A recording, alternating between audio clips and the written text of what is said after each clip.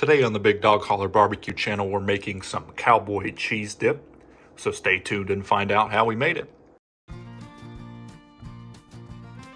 Welcome to the Holler, everybody, and Merry Christmas to everyone watching. We have a nice and easy video for you today. To get this Cowboy Cheese Dip started, we currently have a 12-inch Lodge cast iron heating up. What we're going to do from there is we are going to brown this 85-15 ground beef from Walmart. You could use 80-20, you could use 90-10. It doesn't matter too much. I wouldn't go 73-27 in this situation, but choose the favorite ground beef of your choice there. From there, we're going to add the Old El Paso taco seasoning to the ground beef in the skillet. And we'll be back when it comes time to add these other items. Now that our meat is nice and brown and seasoned and the grease has been drained as well, we're going to go ahead and add our Rotel and our jalapeños. We're going to drain both of these, get all the liquid out of there, but let's get these added.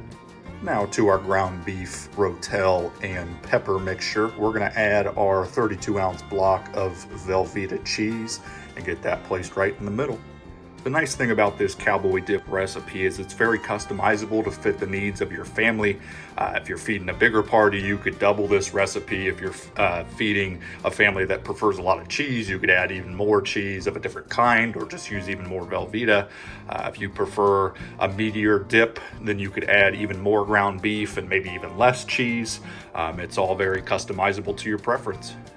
But now that all of our ingredients have been added, we're going to get things thrown on the Masterbuilt, currently running at 250 degrees, using some Kingsford briquettes, along with some Bear Mountain Barbecue Woods applewood chunks. So we'll meet you out there. As fuel for the Masterbuilt, we're going to be using some Kingsford original charcoal briquettes, and then some Bear Mountain Barbecue Woods applewood chunks as well, and then running off our Blue Eddy as the power supply. Now that we have our entire skillet thrown on the Masterbuilt at 250, we're just looking for the cheese to melt, get a little bit of smoke flavor from that applewood, but we'll see you in roughly 1 hour.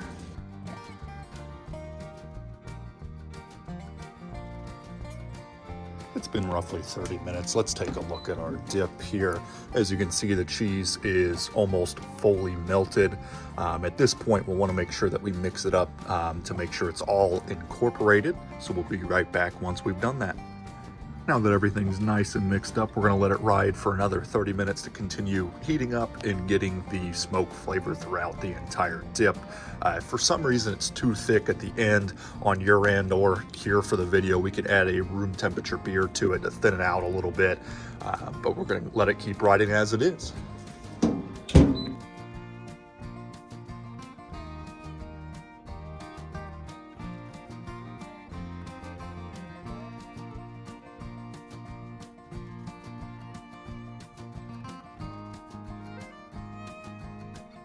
After exactly 1 hour, we have our Cowboy Dip brought in off the smoker.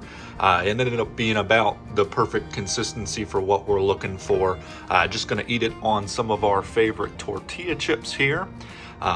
If for some reason it gets done a little bit too early or you're having it sit out throughout the day, you could always throw this into a crock pot.